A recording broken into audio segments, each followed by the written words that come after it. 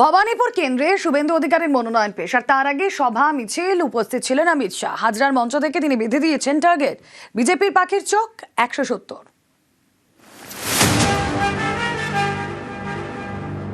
भवानीपुर वालों, पूरे बंगाल में परिवर्तन करने आपके हाथ में है।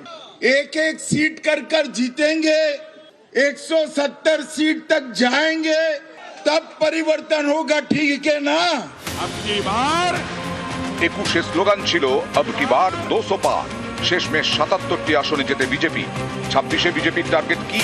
গত কয়েক মাসে একাধিকবার বাংলায় এসে সভা করেছেন অমিত শাহ, জয়ের চ্যালেঞ্জ ছুঁড়ে দিয়েছেন, কিন্তু কোনো টার্গেট বেঁধে দেননি। সেটাই করলেন বৃহস্পতিবার। ভবানীপুর কেন্দ্রের প্রার্থী হিসেবে শুভেন্দু অধিকারীর মনোনয়ন পেশ, তার আগে সভা মিছিল, উপস্থিত অমিত শাহ। হাজরার মঞ্চ থেকে ঠিক করে দিলেন টার্গেট।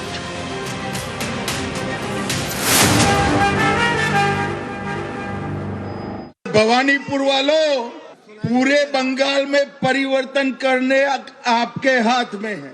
एक एक सीट कर जीतेंगे, 170 सीट तक जाएंगे, तब परिवर्तन होगा, ठीक है ना?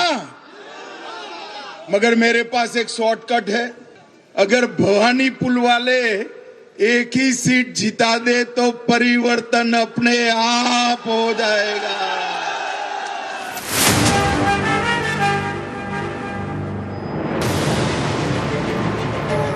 294 আসনে লড়াই, ম্যাজিক ফিগার 148 আর বিজেপির টার্গেট 170। 170 থেকে আমরা শুরু করব। বাঙালি তৈরি হয়ে আছে। দুটো নির্বাচনের দিন খুঁজে খুঁজে পদ্মফুল চিহ্ন বার করবেন, বোতাম টিপবেন, বিজেপির যিনি প্রার্থী তিনি জিতবেন, বিধানসভায় পৌঁছবেন। অঙ্কের বিচারে শুধু নয়, যদি ভোটের মার্জিনও যদি দেখেন, সেই মার্জিনও আমরা অনেক এগিয়ে থাকবো। 21 সালে যে বলেছে 200 জিতবো, 77-এ আটকে গেছে। 26 সালে এসে সে নিজেই কমিয়ে ফেলেছে 170। নিশ্চিত পরাজয় বুঝে গেছেন। মুখ রক্ষায় এই ধরনের এখন এখানে প্ররোচনামূলক কথা বলে বেড়াচ্ছেন এবং সমস্ত রকম নকদাঁত দিয়ে কাজ করছেন। ভবানীপুর হেভিওয়েট বিধানসভা কেন্দ্র, তৃণমূলের দুর্গ, প্রার্থী মমতা বন্দ্যোপাধ্যায়। এই আসনে বিজেপির বাজি শুভেন্দু অধিকারী। বৃহস্পতিবার তিনি মনোনয়ন জমা দেন। তার আগে হাজরা মোড় থেকে কালীঘাট পর্যন্ত মিছিল করেন। এই র্যালিতে ছিলেন অমিত শাহ। এরপর কালীঘাট থেকে অমিত শাহের গাড়িতে ওঠেন শুভেন্দু অধিকারী। সেখান থেকে আলিপুর সার্ভে বিল্ডিংয়ে মনোনয়ন জমা দেন।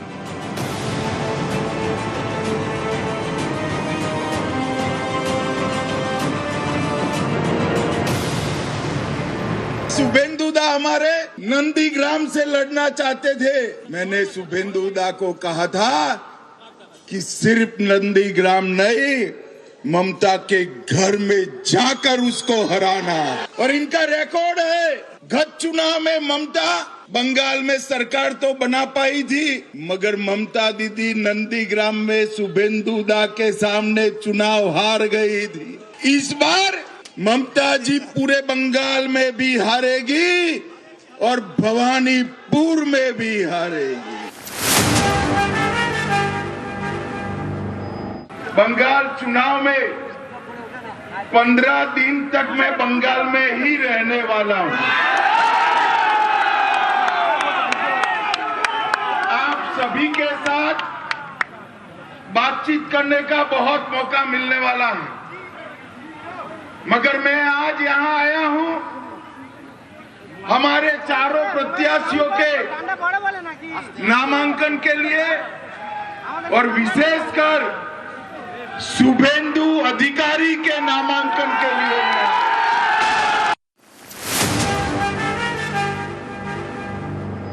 चुनाव के पहले ही करीब करीब समग्र बंगाल का मेरा दौरा हुआ है। बंगाल में के कोने कोने में, कलकत्ता जाइए, दुर्गापुर जाइए, उत्तर बंगाल जाइए, हर जगह पे एक ही आवाज है, ये सरकार को बदल दो, ममता बनर्जी को बाय बाय टाटा कर दो।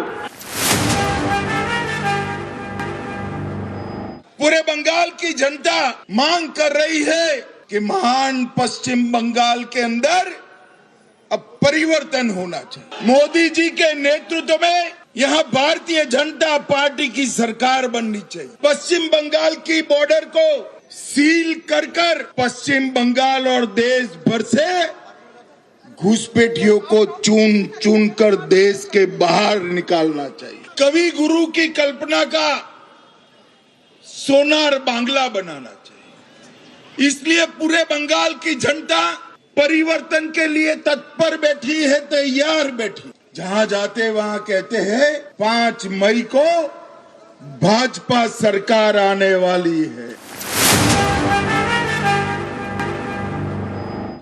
इस बार कोई डरना मत, कोई गुंडे की औकात नहीं है जो बंगाल के वोटर्स को रोक। इस बार भय मुक्त होकर वोटिंग करना है और सिर्फ हराना नहीं है टीएमसी को, मूल समेत उखाड़कर बंगाल की खाड़ी में फेंक देना। এদিন শুভেন্দু অধিকারী ছাড়াও বালিগঞ্জের বিজেপি প্রার্থী শতরূপা এবং রাসবিহারীর স্বপন দাশগুপ্ত মনোনয়ন জমা দেন। এরপর সার্ভে বিল্ডিং এর সামনে হাওয়া গরম হয়ে ওঠে। মুখোমুখি তৃণমূল বিজেপি, চলে স্লোগান, পাল্টা স্লোগান। নিউজ 18 বাংলা।